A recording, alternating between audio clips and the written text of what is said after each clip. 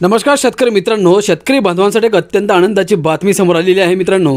बघा 13 मार्चला शेतकऱ्यांच्या खात्यात येऊ शकतात 2000 रुपये। PM किसान योजनेबाबत ही महत्त्वाची माहिती समोर आलेली आहे मित्रांनो। 13 मार्चला जर शेतकऱ्यांच्या खात्यामध्ये 2000 रुपये जमा होत असतील तर हे कोणत्या शेतकऱ्यांच्या खात्यामध्ये पैसे जमा होणार आहेत, हे पैसे मिळवण्यासाठी काय करावं लागणार आहे। जर तुम्ही एक काम केलं नाही तर तुम्हाला या 2000 रुपयांपासून वंचित देखील राहावं लागू शकते। ते काम कोणतं आहे तेही आपण या व्हिडिओच्या माध्यमातून सविस्तर समजून घेणार आहोत। व्हिडिओ फक्त तुम्ही शेवटपर्यंत बघा आणि आपल्या माझी माहिती या यूट्यूब चॅनलला तुम्ही अजूनही सबस्क्राईब केलं नसेल तर शेतकरी मित्रांनो लवकरात लवकर सबस्क्राईब करून घ्या। तर चला आजच्या या व्हिडिओला आपण सुरुवात करूयात। शेतकऱ्यांसाठी महत्त्वाची बातमी समोर आली आहे। शेतकऱ्यांच्या खात्यात 13 मार्चला 2000 रुपये येऊ शकतात। PM मोदी आसाम दौऱ्यावर आहेत। या कार्यक्रमात याबाबत घोषणा होऊ शकते। शेतकरी मित्रांनो, तुमच्यासाठी महत्त्वाची बातमी आहे। PM किसान योजनेच्या लाभार्थ्यांना लवकरच हप्ता मिळू शकतो। PM किसानचा 22वा हप्ता लांबणीवर गेला आहे। त्यानंतर आता PM किसानचा हप्ता कधी येणार याची तारीख समोर आली आहे। शेतकऱ्यांना 13 मार्चला खात्यात 2000 रुपये येऊ शकतात। जवळपास 9 कोटींपेक्षा जास्त शेतकऱ्यांच्या खात्यात हे पैसे जमा होऊ शकतात। मित्रांनो, PM किसान योजनेचा वर्षभराचा निधी 6000 रुपये आहे।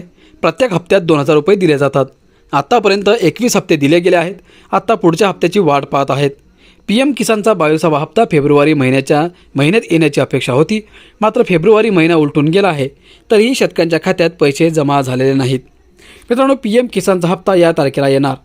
PM किसान योजनेचा 22वा हप्ता 13 मार्च 2026 रोजी येऊ शकतो। 13 मार्चला पंतप्रधान नरेंद्र मोदी आसाममधील कोकराझार दौऱ्यावर आहेत।